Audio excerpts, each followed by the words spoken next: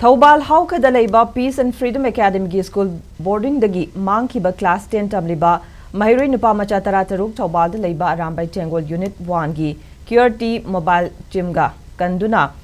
Thoubal Police School Authority da Sinarak Labamatung Police Station da Guardian Singa Warishanar Bamatung da Khutsinnakhre School ki Principal na ngarang Angang Sing Mangkiba Mari Lenina Police Station da Tharakiba Missing Complaint Adushu Handokre Maheiroi Singh adu ngase yuk anganba pung mari rom charakpada school campus taki mafam khangdana mangkhibani hairi Maheiroi Singh adu mangkhra matung Thoubal Police Station da missing complaint ama tawrokpadagi miyamna khangnarakpani Maheiroi tara tarukmag Imphal East District kaina laifam denga naknana leiriba Senapati District ki manung chanba Leshamlok Village da leiri haina tata driver kharana hairakpadagi 80 Unit 1 gi QRT Mobile Team na nungchilgi pung ama makhairum tarakpada mafam aduda chatuna makoi tara taruk adu lokhaluki makoi bu Thoubal nongangkhong da leiba 80 Unit 1 gi office da puraktuna counseling piraba matungda school authority amadi guardian singda khutsinnaklaba matung police station da amuk purakhibani hairi school asigi principal Jotin Salam na phongdurakpada Angang Singh asi mangkiba matung missing complaint ama tawduna private school development council Thoubal gi members sing amadi Arambay Tengol Unit 1 gi team singna yamna athuba maong da changsinduna lisham lokta leirambadagi tekta kaidina puraktuna police station da guardian singa puna phaminaduna misunderstanding leiramba sing adu yanaba purakre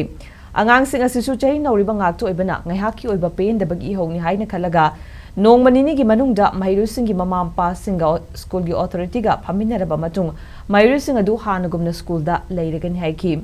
Panbay abadi school asigi pangthokadaba function asigi damakta sem sabagi thabak loiriba matung Maheiroi kharada oja singna ngang chekiba thodok ama leikibaga mari lenana angang Singh adu school dagi chienba oigani hairi Maruina ngasi thokiba Peace and Freedom Academy gi satatra tukak missing report thagatpagi mayam ama lebak mayam da viral zakibadu yamna thuba akoigi private school development councils ki team mayam ama aduga Arambay Tengol ki unit ki general manager CRQ ki teams na yamna athuba mongda akoigi search portal ma changchan ba haiba sreida akoigi lisam lok ta leiba singama gi manungda angang singdu tek ta kaidana yam safety oina leiramba amadi madugi community adugi mafamdura tariba community singasu akoida chauna cooperation piba amadi Manipur police ki department na akoida yamna tekta kaidana angang singasi